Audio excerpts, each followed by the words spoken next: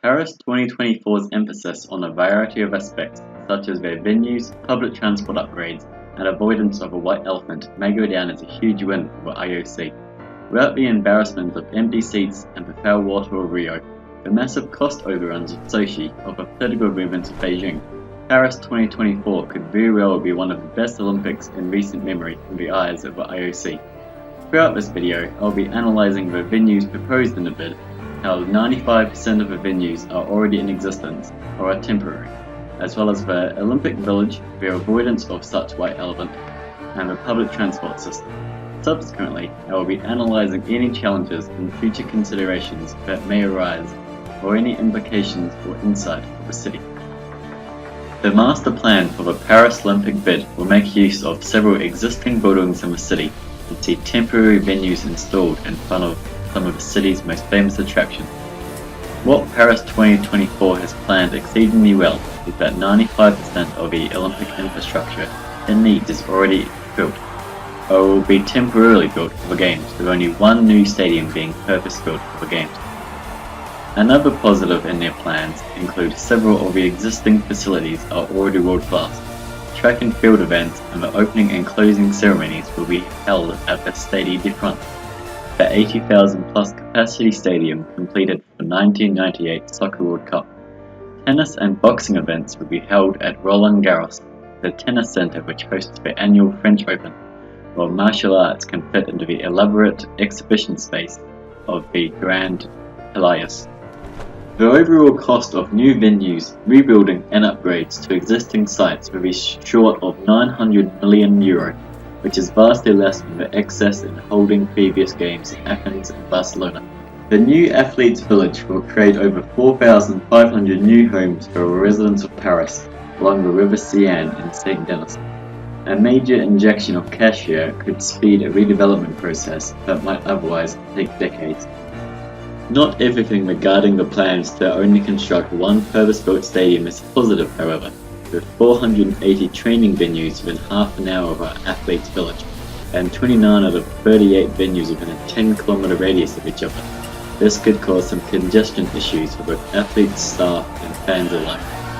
It certainly isn't perfect, especially with the alleged public transport issues that have arisen, which will be discussed later.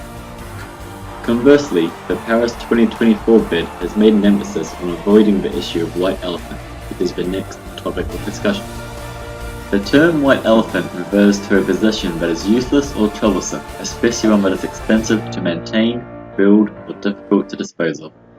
Paris 2024 are promising and have prioritized that their games will have no white elephant venues that will start to decay when the Olympics leave town. Their blueprints have great strategies in place to ensure this, with only one completely new venue being built specifically for the Games, the Aquatic Centre, which will also serve a long-time purpose after the game, such as a place to teach adolescents how to swim, as organisers say more than half of pre-teens in the venue suburb can't swim. Hopefully this is a contrast to the Pyeongchang Olympic Stadium, which was constructed primarily for the 2018 Winter Olympic Games opening and closing ceremony, and has only been used 5 times before demolition under 18 months later, and averaged over $10 million per hour of use. The athlete accommodation will be designed in a way so that the buildings can easily be converted into a residential unit available for sale and or rent at the end of the game. The new residents of the accommodation will have several Olympic-level facilities which will not only respond to the needs of the local residents, but act as an economic lever for the entire territory. The Paris 2024 bid obviously set out to ensure that there will be little to no cases of white elephant after the completion of the game, and this can only be a good thing, especially when looking throughout the cases of the problem in previous Olympics, Winter Olympics, and Soccer World Cups.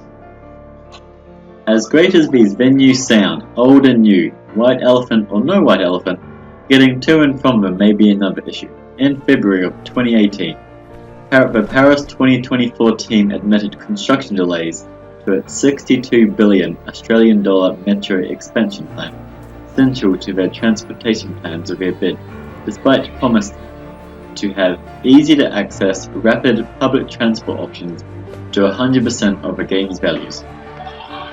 French Prime Minister Edouard Philippe said the government would push ahead with the whole plan to be completed around 2030. They would prioritise some lines over others, which would result of delays of up to 3 to 4 years.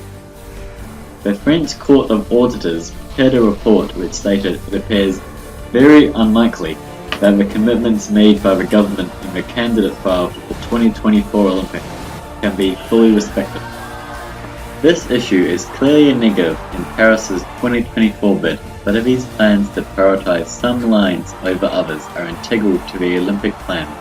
Some faith may be able to be saved. The Paris 2024 bid has evidently prioritised the venues, the lower cost of holding the Olympics, and trying to eliminate the situation of any white elephant cases. In the long term, the Olympics may be a very successful 2 weeks for Paris and France, even if they are let down in the short term with the potential issues to their public transportation system.